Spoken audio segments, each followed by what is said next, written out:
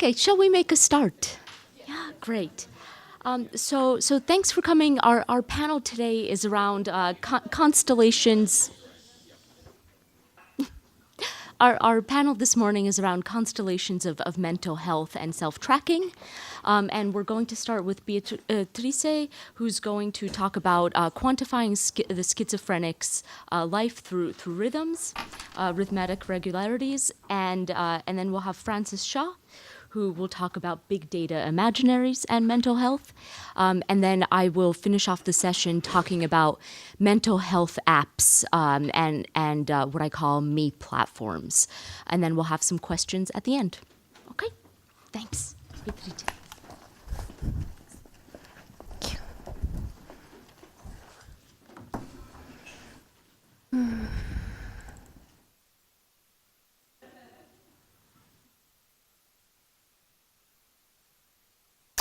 Okay.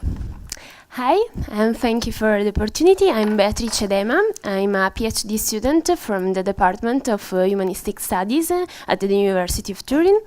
Today, I'm presenting the first result of our research group on which I'm working with Professor Raffaella Scarpa, who couldn't come today. Our research group is called Remedia and was founded by Professor Scarpa in 2013. It's composed by linguists, philosophers, and doctors and historians, and our aim to investigate the link between language, medicine, and disease. So, in particular, at the moment we are working on psychotic language, and which is one of the key elements of our today presentation. So, let's start. And I will address the issue of my talk, the role of rhythmic and metric irregularity in schizophrenia self-perception in three consequential steps. Firstly, providing a brief literature review aiming to define the research question. Secondly, focusing on peculiar phenomena regarding patient behavior and their prose writing, and these phenomena emerging from clinical observation in Turin hospitals. And further, analyzing the case study of poetry writing for the well-known case of the Italian poet Amelia Rosselli. These steps will allow us to demonstrate that in some schizophrenic patients, it could exist some metric, temporal, and spatial strategies created to compensate their psychotic status.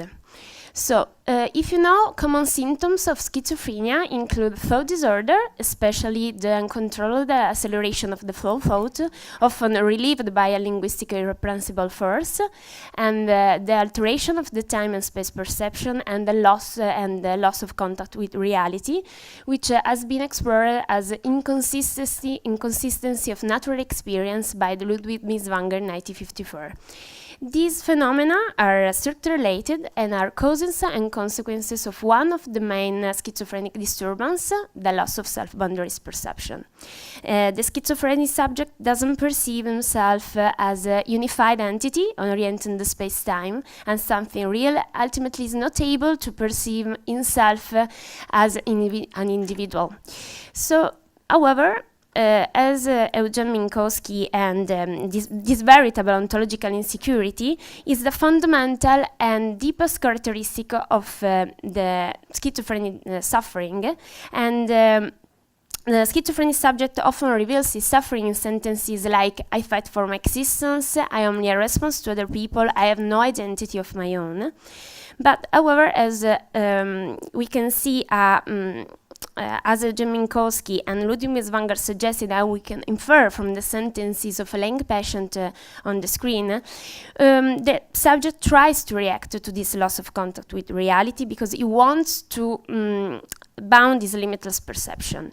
Indeed, it tries to compensate for this ontological insecurity, creating his own space-time world for a veritable compensatory hypertrophy of the rational and special factors of thought. So, as claimed by Lang, if the psychotic subject must always invent ways to be real, some schizophrenic individuals do it through a mechanism that enables the construction of logical space structures. That is, in Minkowski's word, the morbid rationalism and geometrism of the schizophrenia. According to the French psychiatrist, this process of phenomenological compensation is mostly detectable on a linguistic formal level. Therefore, it should be analyzed at the level of the logical organization and formal organization of the delusional discourse rather than at the level of its content, assuming that the same process could reveal the deep nature of some phenomena, both linguistic and behavioral, already known in psychiatry literature. In fact, typical behaviors, such as repeated body movements or sentence words, have been often interpreted as symptoms of perseveration, stereotypy, or verbal automatism, and interpretations aim being to underline the logical and intentional nature of the phenomena. However, for some patients, especially those affected by strong paranoid delusions, it could be necessary to go behind this explanation and to analyze their symptoms, keeping in mind what we have said about the schizophrenic subject compensatory reaction to the loss of self. Indeed, thanks to their rhythmic nature, these phenomena could function as delimitation and control tools, firstly of the flow of thought, and secondly of the existence of the subject who could create his own life space even for a brief period of time. The phenomena we characterize as compensatory strategies concern subject's behavior, but some are language specific, and today we will analyze written components both in prose and poetry.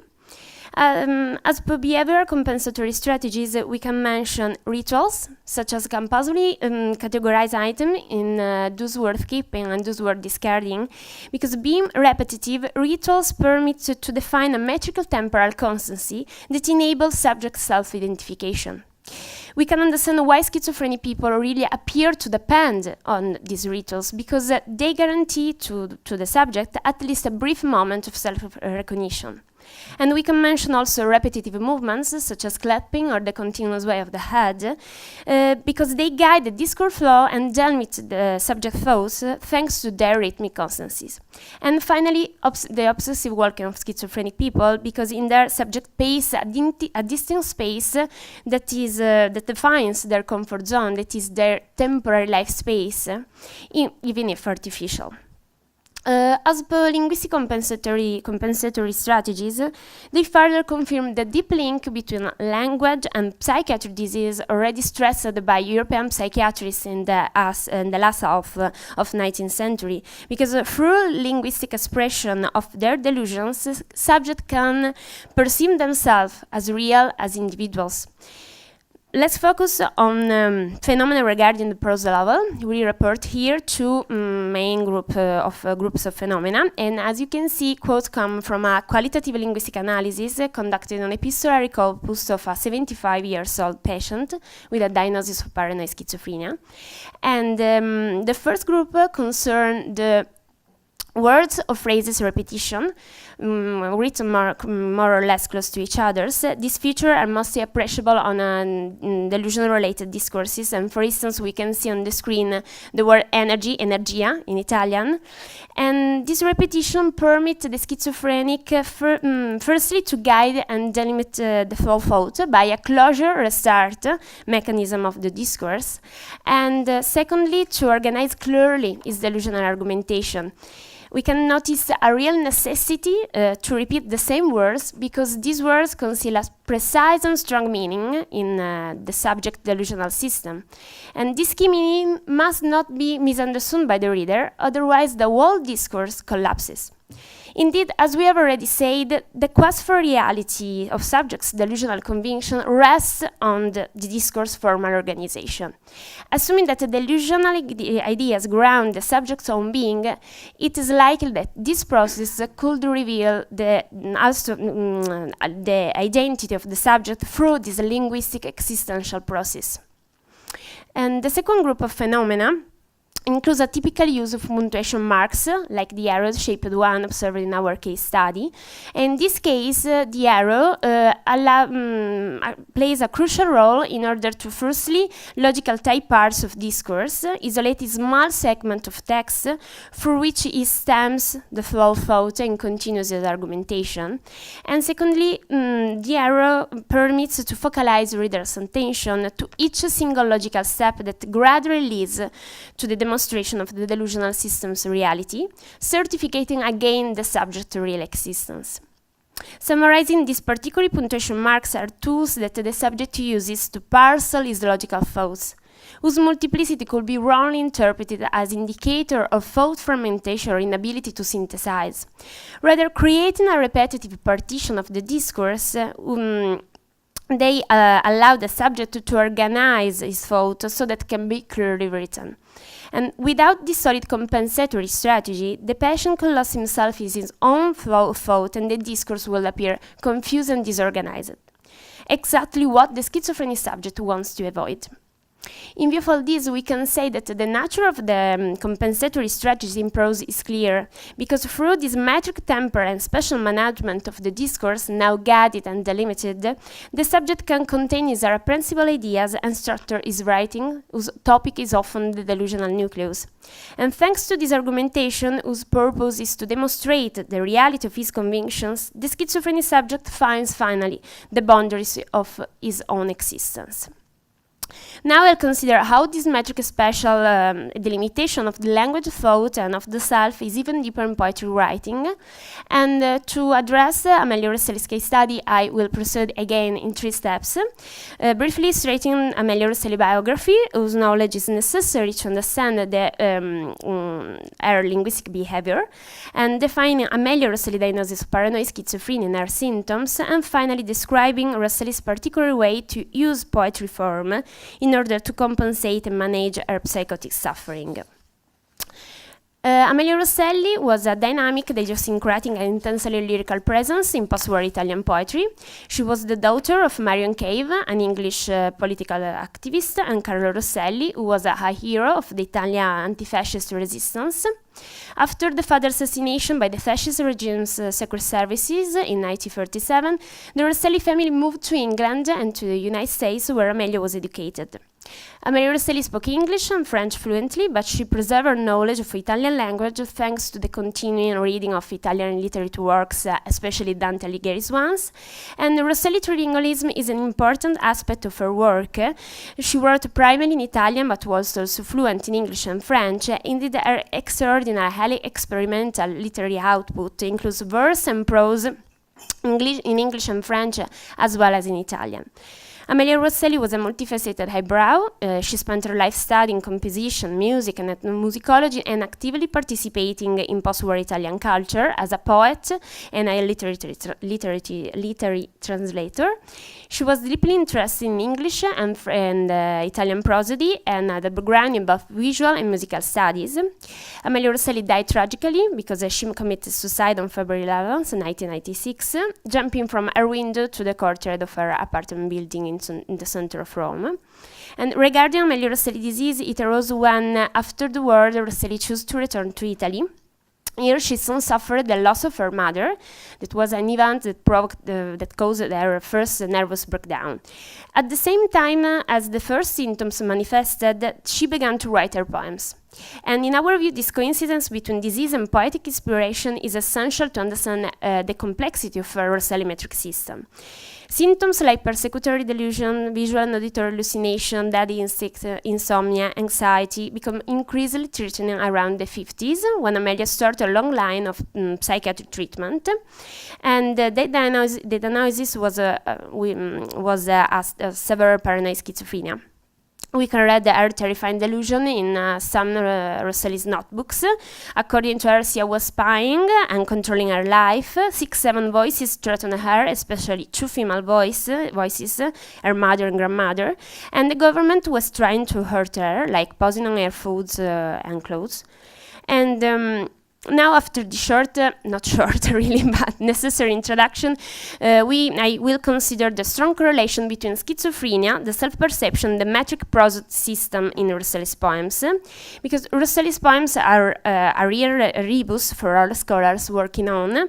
Rosselli's language does not proceed via narrative or rational argument and does not advance an explicit moral political program. It is an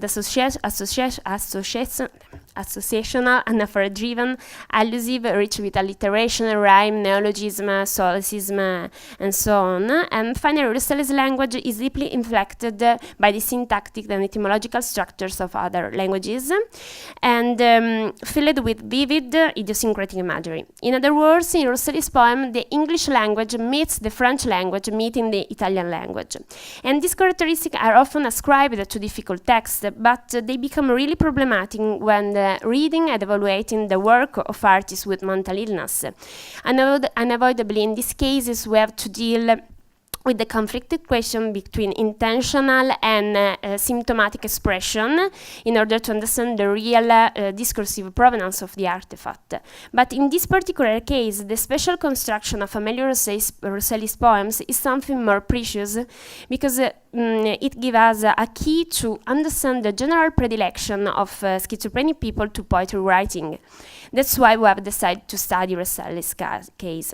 Indeed, the most important characteristic of Rosselli's writing is the metric spaces within which her poetry is written. Let me explain what is this metric space, because Amelia Rosselli draws a geometrical shape between square and rectangle before starting to write her poems. So, as you can see in Word Variation, published in 1964 and Hospital Series in 1969, and these geometrical shapes are defined by some axioms because they must be perfectly equal to each other. They must be perfectly measured. In fact, calculating exactly the same length of this shape is a real obsession for the Italian poet. And the typewriter with which Amelia Rosselli writes her poem must be perfectly calibrated. Every letter of the alphabet must take up the same space within the metric spaces. In this way, all the Rosselli poems will look the same. They have the same shape, the same size in millimeters, the same spatial extent on a sheet of paper, and they represent the same box for her own mind. So, as we can see on the screen, this metrical space permits the poet to quantify her words, to early determine the boundaries of her thought and thus of her expression, in which, as we can observe in the first part of my talk, the subject finds herself. To clarify this complex metric and linguistic system, Amelia Rosselli wrote an important but almost unintelligible essay, Metric Spaces, in which she tries to describe her own metric theory and its function. In this description, we can really find a deep legitimation and explication of the nature of the linguistic compensatory strategies that we are discussing, because the precise and obsessive criteria adopted by Amelia Rosselli for measuring the poetic form seem to be a tool to control the disorganized thinking and a way to ensure to the poet her own self-perception. This particular function is highlighted by some assertion of Rosselli in metric spaces. Indeed, measuring the poetic form allows her to firstly control the noise of language, and we know that the internal vocalization characteristic of schizophrenia is terribly annoying and terrifying. It looks like a radio at high decibel level, and this inaudible internal voice becomes more tolerable for Amelia Rosselli as it is controlled and contained by the metrical system of poetry. And secondly, this measuring permits to regulate the flow of thought. As we have said, the disorganized thinking is a thought without shape, without organization, and without canal. So for Amelia Rosselli, the square box of a metric form becomes a way to look down and organize her flow of thought, permitting to quantify her ideas and more or less indirectly herself. And finally, this real metrical strategy allows to slow down the speed of thought. The flight of ideas, as we have seen, another common symptom of schizophrenia, is a rapid shift of topic. And only this real encapsulation of thoughts in a metrical space can compensate for the speed of ideas. This metrical shape guarantees to Amelia Rosselli a safe space in which she can express herself. Summarizing, in Rosselli's case study, we can observe a simultaneous manifestation of poetry debut and schizophrenia onset. If this kind of coexistence is often interpreted in order to demonstrate the supposed artistic nature of schizophrenia, the complexity of the metric system engaged by Amelia Rosselli could allow us to go behind this justification. Indeed, our metric system and obsession for the line, shape, and paper space measuring are clearly strategies involved by Rosselli to create a temporary life space. In that space, she can finally contain her flight of ideas and flow of thought, bound her illusion of association, and manage her delusional perceptions. So using this metrical special strategy, Amelia Rosselli really compensates for her psychotic status. Therefore, believing the single case study efficacy, we could suppose that a similar compensatory mechanism could be adopted by schizophrenic subjects that are particularly sensitive to poetry writing. Our hypothesis may be confirmed by some famous clinical cases in which we could observe also the engagement of rhythmic elements present in Rosselli system as well, but not being the unique constitutive element of our compensatory nucleus. For instance, in Lacan's schizophrenic patient of 1931, the rhythmic chain of patients' poetry writing is what guaranteed to the subject the limited development of her ideas and thus of the self, through the metrical temporal constancy rhythmically individuated. In conclusion, how the psychiatry literature mentioned above confirm, facing their symptoms leading to the loss of self-boundaries perception, some schizophrenic patients try to react to their psychotic condition. They deeply need to compensate for the limitless world. If, as Minkowski claimed, this process of phenomenological compensation is mostly detectable on a linguistic formal level, our study highlights how these compensatory strategies are created by some schizophrenic subjects regarding their behavior and their written language. The metrical space and rhythmic dimension seem to be the key to understand the ways in which this process occurs. The repetition of body movements or certain keywords, the use of particular punctuation marks as the text engine of delusional discourse organization, and the mathematical measuring of poetical form, all these phenomena allow schizophrenic patients to quantify their thought, create their perception boundaries, and finally find their own self in a space temporarily defined. So, if it is true, as Metric Culture Conference claims, that calculation and quantification techniques are essential for individuals to improve health and well-being, in schizophrenic subjects, these particular linguistical metric tools are really fundamental for the self-individuation, indicating, we hope, a first step toward new therapeutic perspectives. Thank you.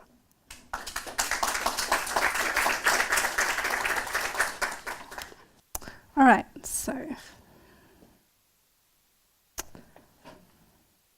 So I'm Frances Shaw from the Black Dog Institute and the University of New South Wales.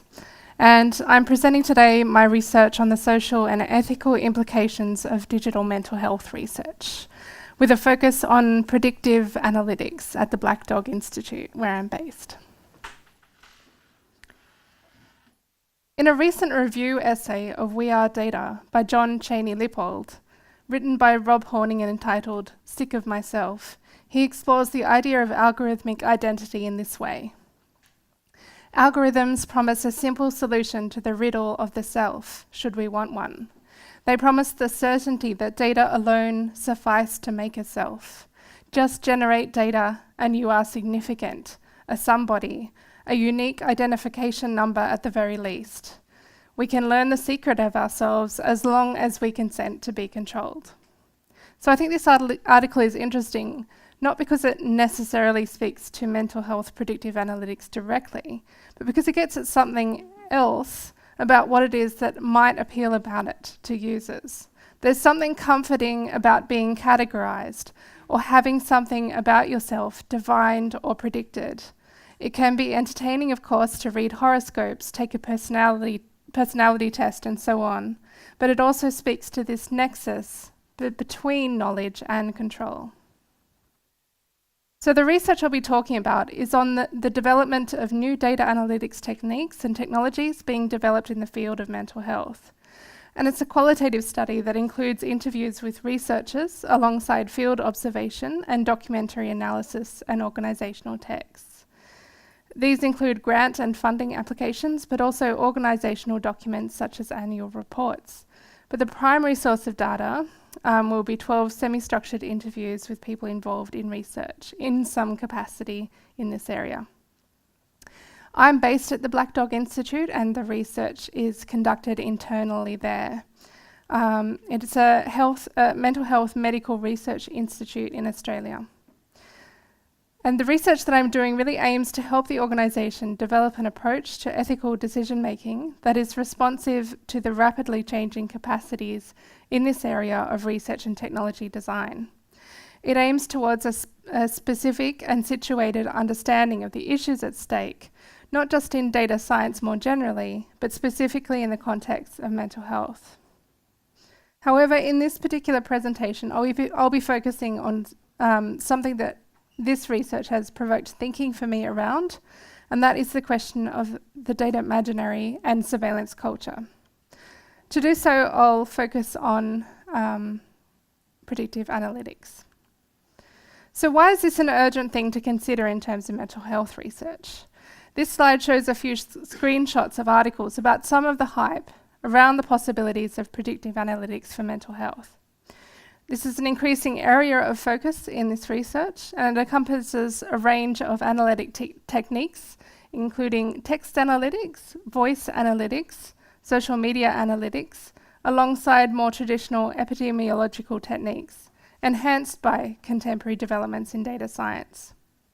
And what all these techniques have in common is the use of data often analysed through machine learning approaches to identify mental health issues or changes in symptoms for those with existing conditions, and thereby, it is hoped, break ground in prevention.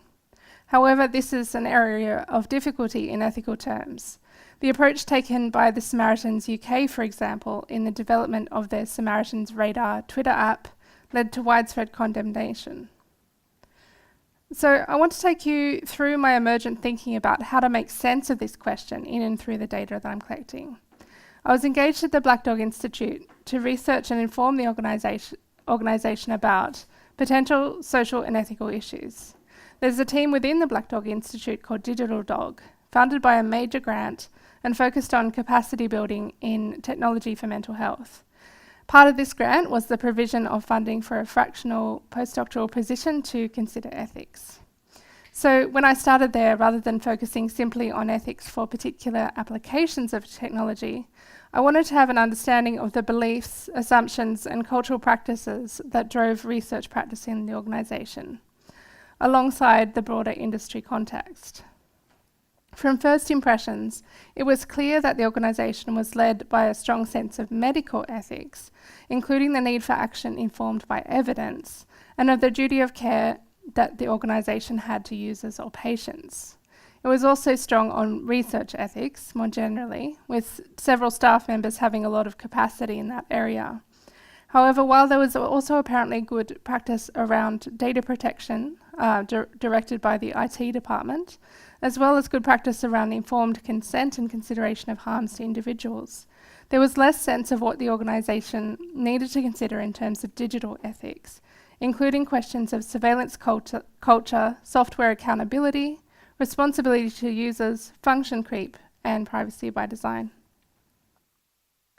So, for the specifics of what is being developed at the Black Dog Institute, I'll use the example of the Socialise app.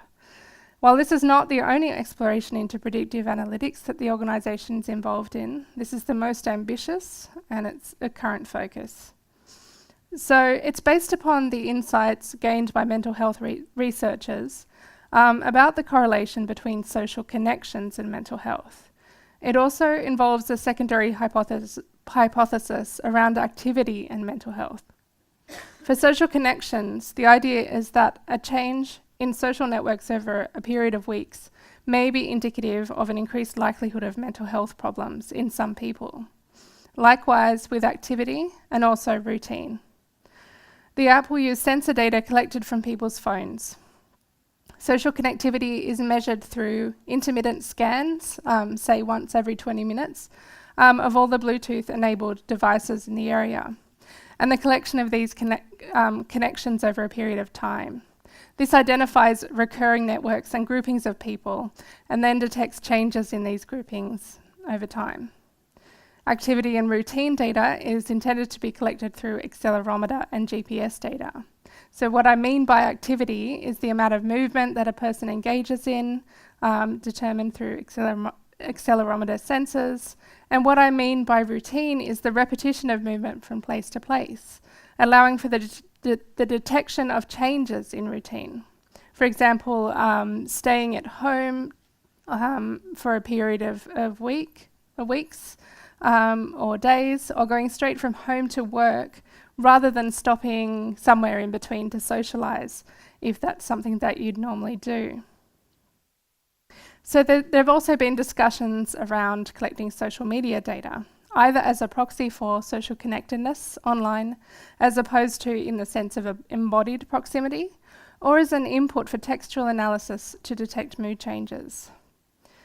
So these represent, it is believed, a potentially powerful approach for mental health prediction research. However, best practice approaches have yet to be developed, and uncertainties around ethics have emerged. At the same time, the rapid pace of technological change and data analytics methods provides an imperative for an agile approach to the development of tools and apps within the organisation. And I think that sometimes ethics and this kind of need for agility can be in conflict. So this is an ongoing conversation, and I think that it's encouraging that it's being had, and that a position like mine exists. Some of the specific concerns that have been identified within the team include the fact that the collection of GPS data as a proxy for routine results in the easy identification of the home and the workplace among other locations, and therefore enables re-identification of individuals. And it also collects a great deal of very intimate information, potentially well beyond what is necessary to identify a change in symptoms. There are a few other ethical issues that I can think of. Firstly, it's that with data analysis like this, information is not only being collected about individuals, for example, the places that they live and visit, and the networks of devices as proxies for people that their devices are close to. It's also that information is being created as well as collected about them. And this is also something that was raised in the Samaritan's Radar case. You can ask me about that if you would like to hear more. So disclosure is really being made on behalf of the individual rather than by an individual, and this disrupts their own agency in seeking help. In other words, if the data analytic method used identifies something that would suggest an increase in mental health symptoms, correctly or not, this discloses to someone or some system that this may be the case. And I think this who is really important, and I'll get to that in a bit. But it's also the fact of the identification that's important, especially for something that an individual may choose not to disclose to others. Mark Andreevich points out that it's interesting that at a time when people have greater access than ever before to information about their own mental health and traditional forms of understanding and evidence about mental health, we then begin to develop new technologies that say to people, we know you better than you know yourself. In particular, this way of imagining prediction and detection through data runs in conflict with ideas of self-determination, agency, and autonomy. How can we ensure that people are given meaningful access to this knowledge in such a way that it is empowering rather than disempowering? And how do power asymmetries affect outcomes for people? As well as I think there is an issue about accountability and transparency for the identification of symptom change.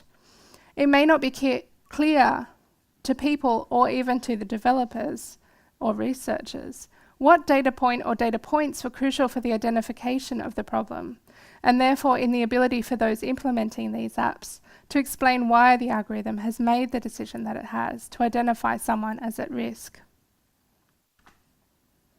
So I'll go into a quick discussion of my approach and methods. I've recently completed the interviews. 9 of the 12 are from the research team, Digital Dog, that is working on tools such as the Socialise app. 1 is from the IT department, and 2 work in digital mental health in other teams. In the interviews, I focused on the daily realities of decision making, as well as thinking about what is intended by the research and what factors could affect the evolution of technology. I'm using a kind of form of anticipatory ethics, and this provides an approach that rests on the anticipation of possible future devices, applications, and social consequences for technologies as they're being developed. And I'm drawing here on Philip Bray. Rather than waiting for technologies to be developed in research settings and evaluating them after they've been developed, that is a kind of reactive approach. Anticipatory ethics seeks to be more proactive, considering technology in the making. And these are technologies that have potential, but their real-world applications at this point are very rudimentary and very provisional. This phase of technology development is focused on techniques rather than outcomes. Things like what is feasible and what data can be collected and how can it be used. Therefore, the actual ethical issues with these technologies are not yet known in practical terms. Their impact on society lies in the uncertain future. However, it is crucial to consider their effects before they are in everyday use. The research itself provides a mechanism for participants within the organisation to reflect on these applications at a time in the research process when they would ordinarily be kind of focused on these questions of what is possible and what is feasible. So when I rehearsed this talk to my colleagues at Black Dog, they talked about how my presence had changed their thinking. The organisation provides this setting for considering how decisions are being made in social context. Anticipatory ethics, according to Deborah Johnson, not only seeks to shape the technology, but also the construction of the meaning of technology in order to shape ethical thinking. And this is where I bring the data imaginary in. The concept of the imaginary comes from a lot of different people, including sociologist Charles Taylor's idea of the social imaginary, and refers to the ideas that enable the practices of a particular society. Since then, the term Internet Imaginaire was used by Patrice Fléchy to describe the social imaginary that grounded and enabled the spread of the Internet as a technology and as a mode of social organisation. More recently, the idea of the data imaginary is being discussed in ways that draw comparisons with how the Internet was transformed into a metaphor. Likewise, big data is being transformed into a metaphor that shapes our way of being. Bolin and Schwartz say that data is imagined to have mythic power to solve problems. The imaginary of big data, like other technologies before it, is surrounded by the promise of technological progress. In this case, I think the metaphor and our understanding of its power and potential shapes our responses to problems. Niedera and Chaudin argue that the way that data is discussed and imagined shapes people's actions in relation to it. So this is the reason why I combine the study of data imaginaries with an anticipatory ethics approach, in that I think that we can only understand what the ethical issues are likely to be in a particular organisation or industry if we kind of interrogate how big data is imagined in this context. So some very preliminary findings, and I want to make it clear that these are very preliminary. Interviews have taken place, and I've read through the interview transcripts again, but it's not yet been coded, so there's that caveat. Among the researchers, there were very different understandings of data. It was not a monolith.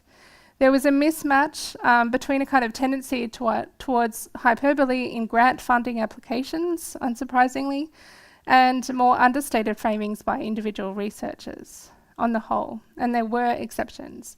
And some of these exceptions were in the kind of senior academic and management area. Therefore, it may be that the ideas that lead the organisation is more influential on the kind of work that ends up getting done, because once you've written a grant funding application, it's necessary to kind of fulfill your promises. Another finding is that there is a potential for a kind of data within the organisation, acquisitiveness, and early career researchers perhaps not always having a clear understanding of why particular data is being gathered. Related to this was the tendency towards less future thinking in research. While the aims are mostly clear in the abstract sense, i.e. that it's for mental illness and suicide prevention, it's far less clear that researchers have a vision for what form this will take. For example, with Socialise, some of the technological features of the application necessitate that a majority of people in a particular social setting have signed on. However, researchers do not appear to have a clear idea of how this might be achieved. And this comes down to the fact that you would either need an app that everyone wants, or almost everyone wants, or an app that everyone or almost everyone in a particular setting has to use. And this has really clear implications for the likelihood of an ethical application of the technology. In particular, it makes institutional, workplace and school setting applications more likely. and that the organisation Black Dog has a kind of a tendency towards relationships with schools and education. And this brings in the possibility of the kind of pushed or coerced surveillance that we've been talking about at this conference. Therefore, this absolutely needs to be considered in the design of the technology. Is there a possibility that function creep could occur within schools or workplaces, using the information gathered for other purposes, more to do with the kind of well-being of the organisation than the well-being of individuals within the organisation? And I think this is possible. So organisations might begin to use these technologies for different purposes, including punitive or discriminative practices, such as detecting truancy in schools and so on. Likewise, there's no clear sense of the appropriate intervention if someone is identified as being at risk. There's a tension between, as I said before, the pace and the agility required for technology development and the kind of RCT, randomised control trial, models of research. Although this was contested in some interviews, some people thought it was unproblematic. There was a sense of the ick factor, that this project and similar projects around it have a kind of creepiness problem. And there's a focus on consumer and stakeholder concern about the technology and how it can be better explained to kind of mitigate these concerns. Another related problem, do these technologies just end up contributing to surveillance society, particularly around norms and expectations in the community? And that's particularly at issue if it's young people who are the primary users and test case for this kind of technology. And I think this can be seen in some of the discourses within the organisation as well. For example, if data can be used for bad or morally ambivalent purposes, the argument goes, i.e. advertising or consumer profiling, why can't we use it for good? And then if it's being collected anyway, what else can be done with the data? Data collection comes to be seen as a kind of imperative, something that we have no choice but to try to do to help people. And finally, greater risks to trust in the sector. There may be really negative outcomes for individuals from this technology. And there's no indication that this is something that organisations will be able to account for and therefore be accountable to. Thank you.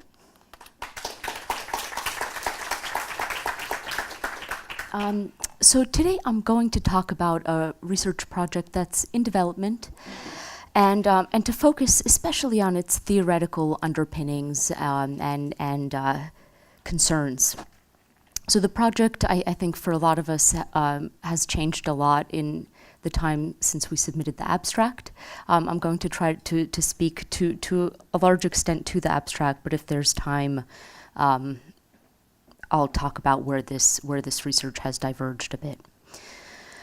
But ultimately, I just want to gesture to some of the frameworks that constitute my thinking about mental health apps. And I want to do that first by fleshing out a couple of contexts in which this project is situated.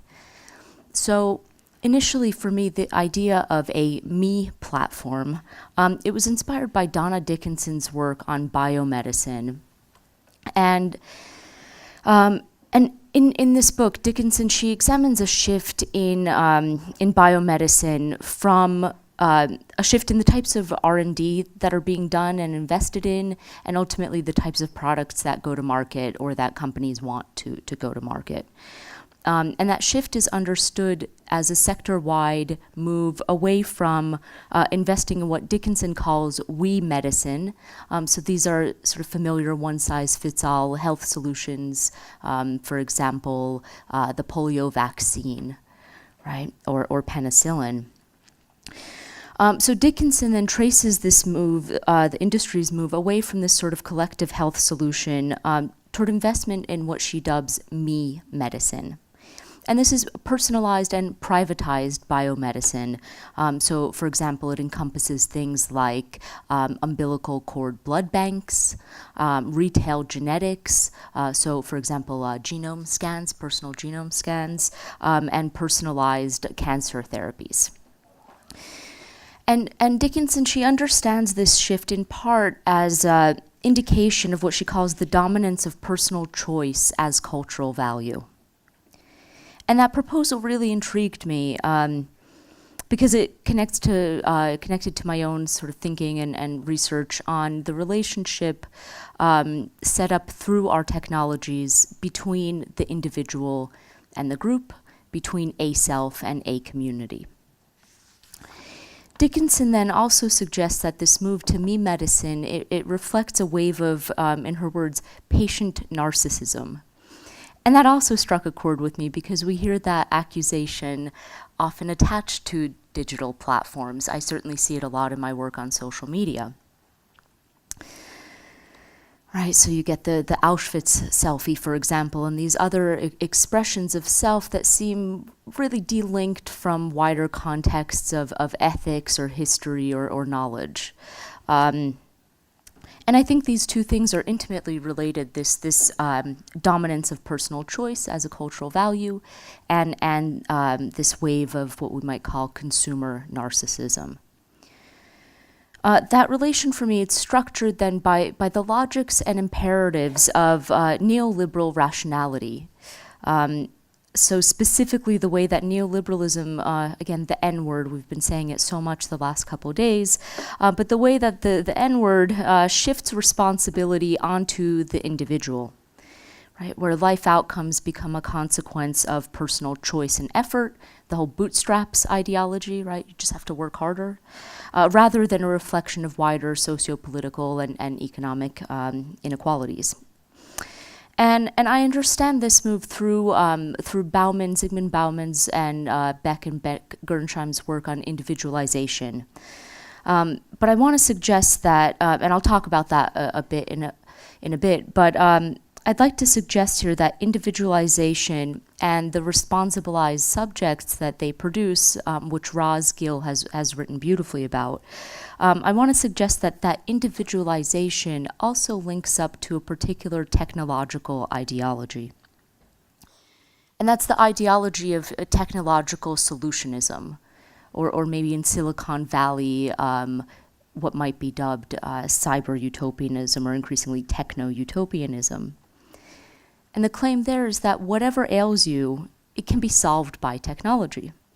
So the solution is in the technology rather than in any sort of wholesale rethinking or dismantling of society's power structures. And in the context of smartphone pervasiveness in the global north, this means that basically if you have a problem, there's an app for that. And it's the convergence of these ideas, the convergence of choice and individualization and technological solutionism that informs this project on mental health apps.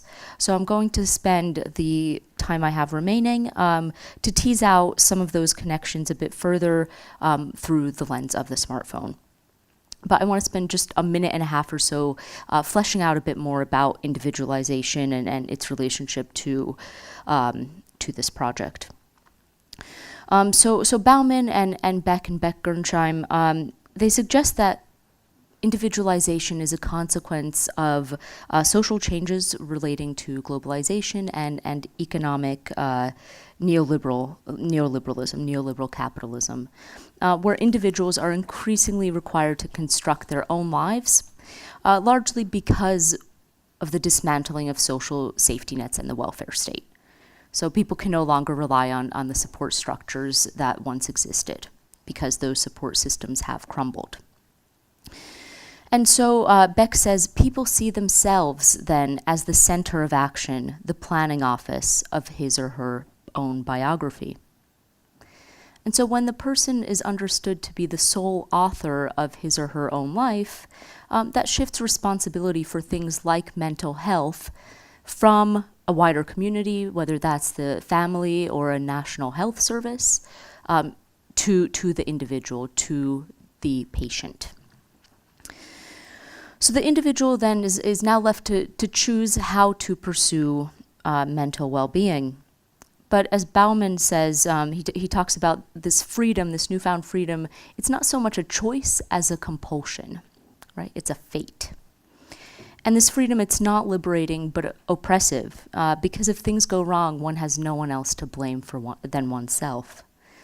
And Bauman, to that end, he talks about how one shivers in front of the endless possibilities as one hesitates when facing choice. And the imperative then to make the right choice, to make the best choice, to take complete responsibility for the outcome of one's own life, it comes with all sorts of pressures, right? It's pretty stressful. And Christine Skelton, she was writing about academic labor, but this comment I think really applies here, where the more pressure on people to become more self-engaging, the fewer opportunities there are and time and even inclination to pursue a concern for others. And so in this ecosystem of mandated choice-making and individualization, I'd like to suggest that our medical subjecthoods, whether healthy or ill, they've become a task that the individual is charged with. In Beck's words, charged with the responsibility for performing the task and the consequences, but also the side effects of their performance. And so mental health, again, in this context, it's seen as a personal responsibility and a personal problem that needs solving by the affected individual. And this is where digital communications platforms and technologies kind of complicate the picture. So we know that even before Tim Berners-Lee announced the World Wide Web in 1989, we know that people were using the internet to support mental well-being. So one of the earliest examples we have is the WELL, the Whole Earth link, electronic link, which was a text-based online community started in the Bay Area in 1985, and it consisted of discussion forums on just about any topic imaginable. And this was very much a proto-social media platform, decades before we started using either the term social media or platform in the way that we do. And on the WELL, there are forums specifically around mental health under this rubric of mind, spirit, and health, with groups dedicated to psychology, to health and medicine, Buddhist practice, alcohol and drug recovery, and many others. And these forums, which Howard Rheingold has written extensively about over the years, these forums, they operated as spaces of information sharing, sociality, and perhaps most importantly, long-term emotional support. These were spaces of mutual care. So that's one very early example of mental health communities online. And there's been a lot of work since, especially in media studies, about online communities that support well-being, whether that's physical or mental, if you want to make that demarcation. So, for example, Shani Orgad has written extensively about sharedexperience.org, which it no longer exists, but it was a social networking site for breast cancer sufferers and survivors. And Shani, she talks at length about the emotional support and contributions to psychological well-being that these communities provided its participants. And then you have some interesting sort of pop ethnographies, like this one, My Way Out, where this woman talks about the role of online communities in helping her deal with cancer. Excuse me, this was the alcoholism book, yes. So how online communities helped her with those addiction issues. And so it's against this background then that I started reflecting on how the current ubiquity of the smartphone might figure into the tradition of digital health digital technology for health. I was especially interested in whether the shifts that we're seeing in hardware usage, so the shift from desktops to laptops and tablets, now to our smartphones, whether this and the attendant shifts in communicative practices, whether this was having any effect on the sort of mental health care that was being practiced with and through these devices. And when I first started looking at the landscape of mental health apps, I was struck first by how many of them there are. There are thousands. And when I did this mapping exercise last year, I was only looking at the Apple, the iPhone store that was available in the UK and US.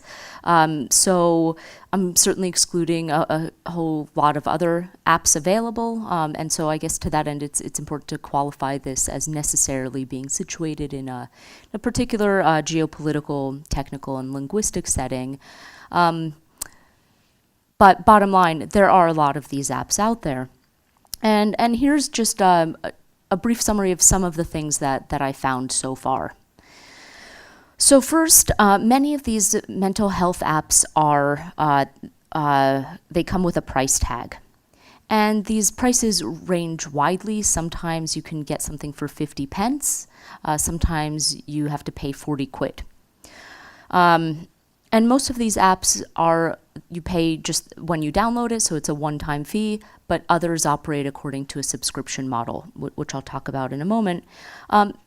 But the important point is that this pay-to-play approach, it represents a significant departure from what we've seen in web-based online communities, where membership generally is free. And it also became evident that these apps were almost exclusively addressed to a single user. So users, they were isolated from other users because there was no technical affordance, no provision by which they could contact and communicate with other users of that app. And again, that's a significant departure from web-based online communities where mental health was a social and collective set of practices. And these single user-focused apps fell into one of three categories.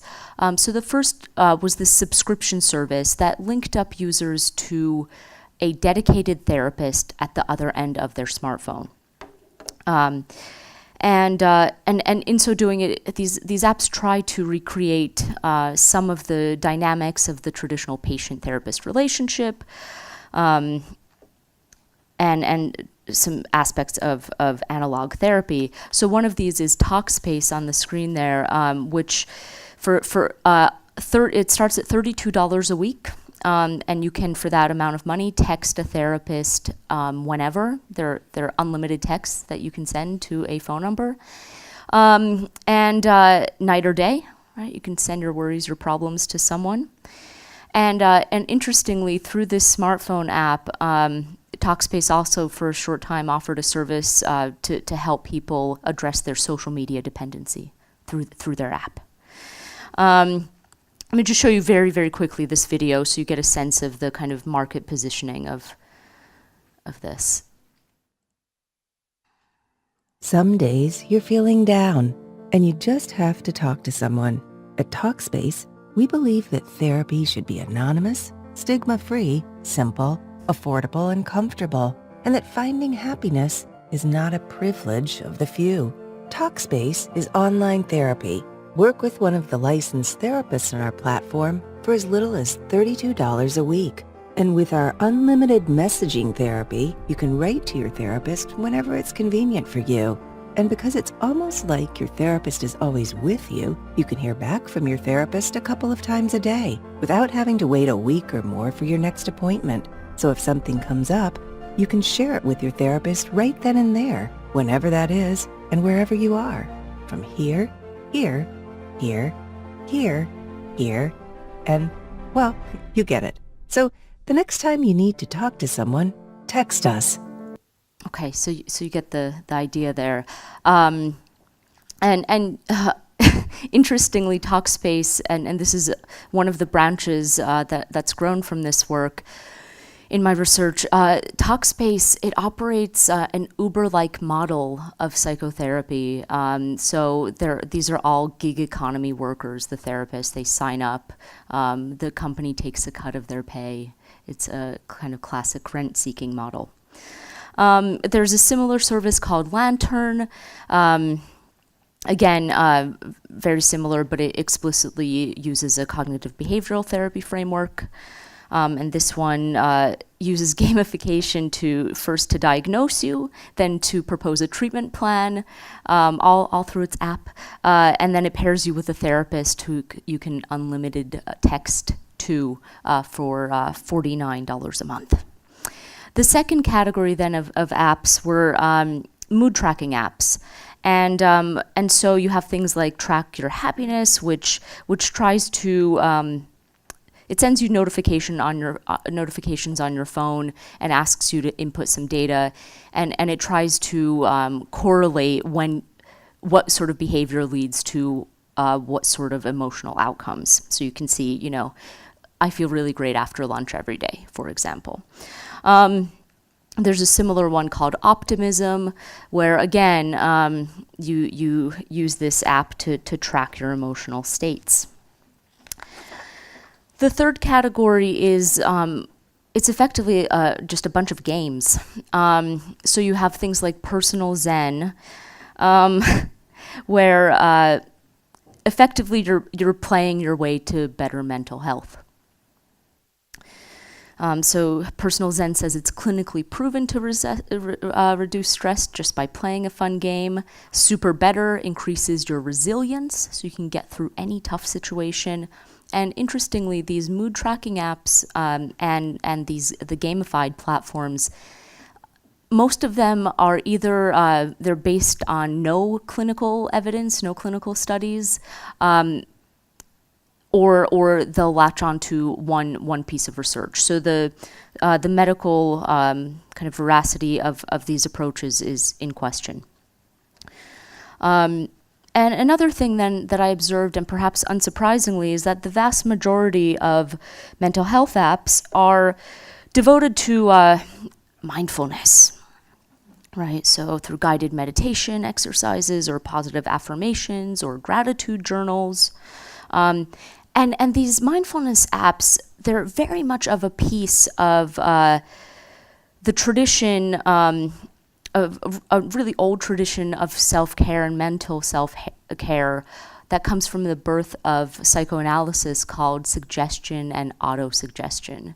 And Sonu Shamdasani has written a lot about this, where the idea is if you repeat a mantra enough, you come to believe it, and you, in believing it, you make it a fact. So this is sort of a feedback loop that Chris was talking about yesterday and that Roz was talking about this morning. So here you have things like Happier, which is available on an Apple Watch as well as your phone. And that's a personal mindfulness coach.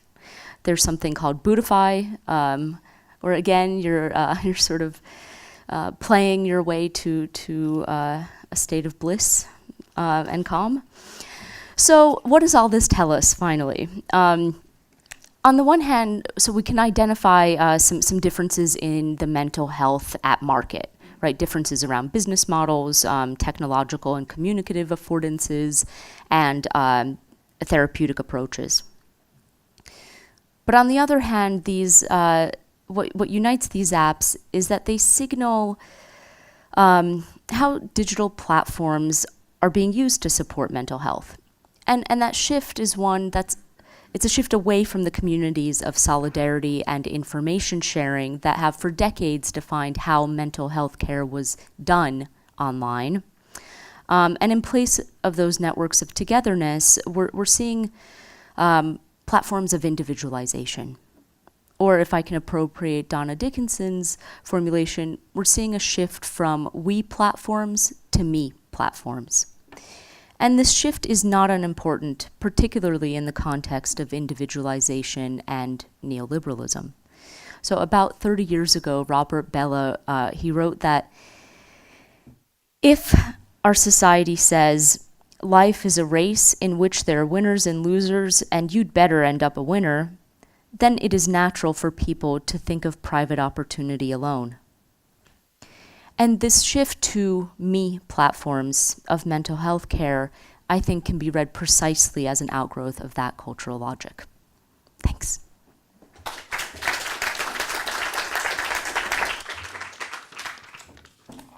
Thanks very much for this wonderful panel discussing the relationship between apps and mental health in variety of settings.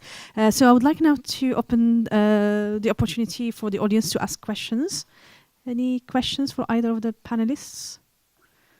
Yeah. Kind of a generalized question about your last presentation. It seems like Can you please just give me this so we can hear it?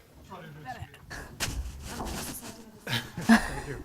It seems like some of the early platforms were able to sort of bypass expertise. So these were people who were communicating with one another about whatever mental health issue they had. But over the period of time, it seems like expertise reasserted itself back in the middle, and that many of these apps allowed that to happen. Is that something you've noticed, particularly the role of experts and how it waned and waxed and waned across time? Yeah, I think that, I think even if you look at the earlier and earliest online communities around health issues, there were spaces of information sharing which meant people did draw on clinical research.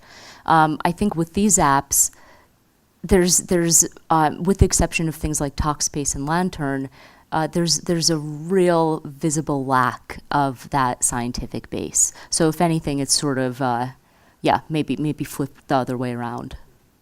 Yeah, thanks. If I want, I'll come.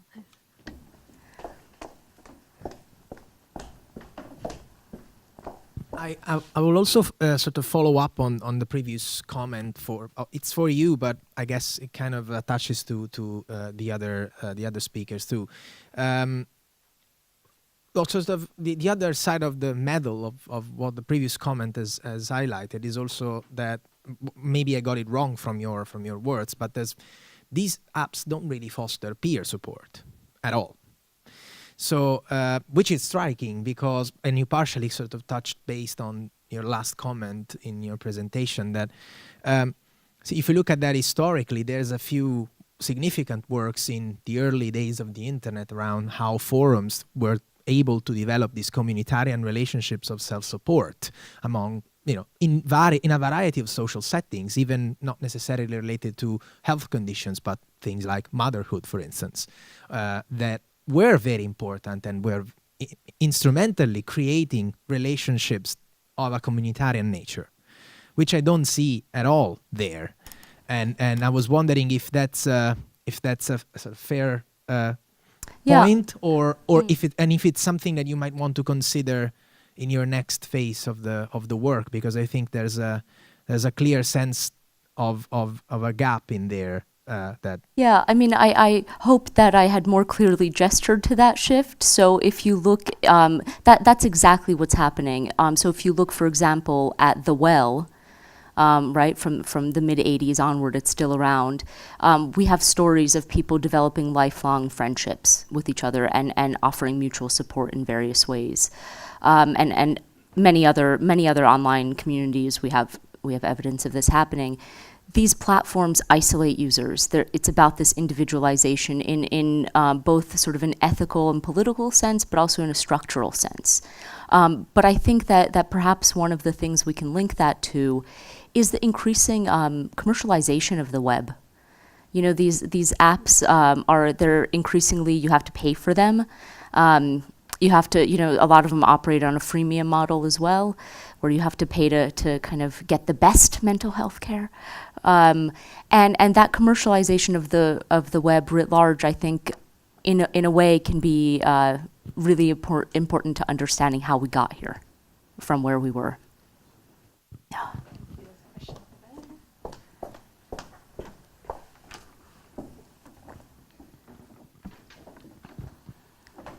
Right.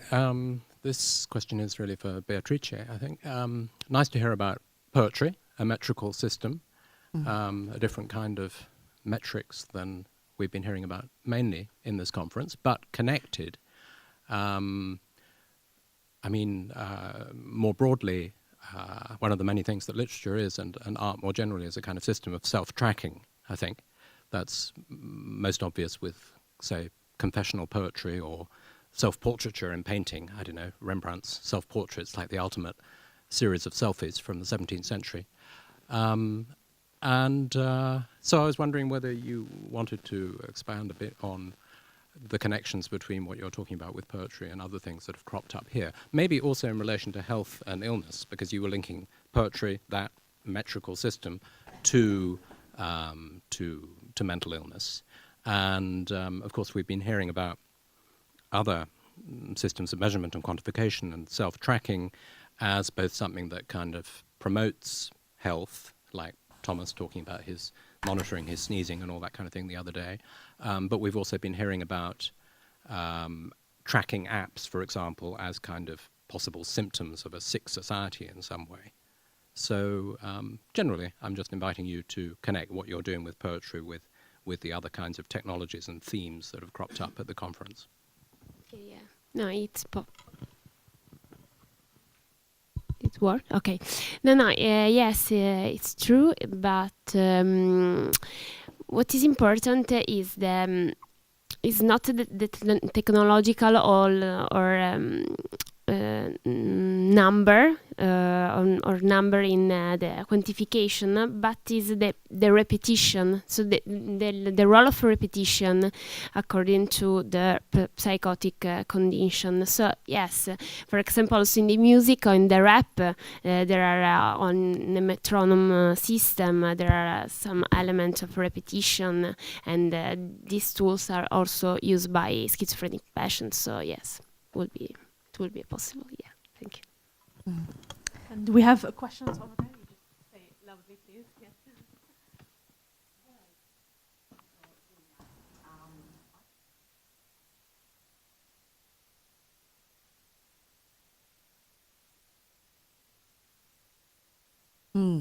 That's a really great question. Clearly, if we have a Venn diagram, there's clearly some overlap. But I think that we need to sort of understand each of those in their context of production. Yeah, so what does it mean to have agency, for example, let's say in the United States, where everyone, to have access to care, you need private insurance, versus what is it to have agency or to be able to take care of oneself in the UK, where we have the NHS.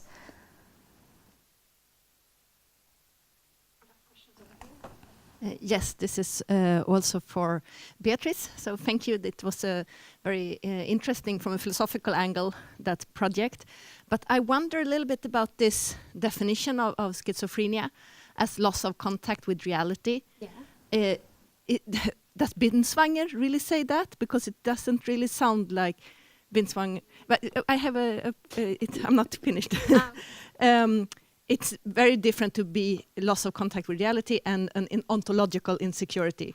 One reading, what is happening here is that it's too close to reality, as reality is chaotic. And that would be a certain part. And that you need this calculating or this metric system in order to kind of stabilize what is too fluid, what is too chaotic. It's not just me making this up. I actually heard these sort of discussions on how to understand schizophrenia. So I was interested to hear how you look at it. Yes, the loss of contact with reality is linked because it's a condition that leads the subject to perceive himself as not limitless, as not limited individual. So in Binswanger, there are the notion of inconsistency of natural experience, because the schizophrenic subject has not the contact with the reality, and also in Minkowski, this loss of contact with the reality is at the base of the schizophrenia symptoms. So if the schizophrenic doesn't perceive himself as real because he's not connected with the real world, if had to compensate for this, creating his own world through this compensatory reaction, through this logical ampliation of logical factors of thought. So that is the geometrism and rationalism in Minkowski related to schizophrenia. I don't know if you... no. I just don't agree on the definition of reality here. Okay. Related to ontological insecurity, yeah.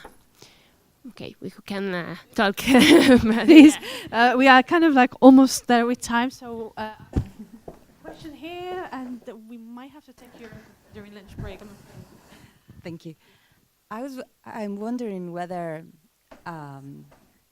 what is happening nowadays with all these technologies is we try to recreate selfhood through big data. So a big data selfhood perception, whether it is the social drivers that makes us feel inconsistent, internally inconsistent about who we are, and we somehow use all these apps to try to reconstruct a perception of who we are via data, if that makes any sense. And I don't know whether you have a view about that. Thank you. Yeah. I think actually that article that I quoted at the start of my talk was something that really made me think about that exactly that question. So he's talking about the way that we feel like we don't have, as you said, an internal consistency, and that having something that can kind of diagnose you, I don't mean in the sense of give you a diagnosis of an illness, but kind of to figure out for you who you are or what you're going through, can be comforting, and that's why I think there's a certain amount of appeal to the kind of technology that is being developed in this case. But at the same time, it's not about accuracy, and it doesn't solve that problem of not being connected, not feeling connected to yourself. And if I could just very quickly add to that, I think there's also a historic consistency here. You know, people have always created archives, right? So people used to write letters to, I have a friend who used to send his mother a letter every single week, and then has this repository of 40 years worth of letters, for example. And presumably he's sent letters to other people, right? We send emails, we have conversations with other people, we bookmark things on our web browsers. So we create these archives, and I don't know that consistency is possible or even necessarily a useful kind of ambition. I don't know. Okay, well, thank you very much for such a great panel, and thank you for your questions. And yeah.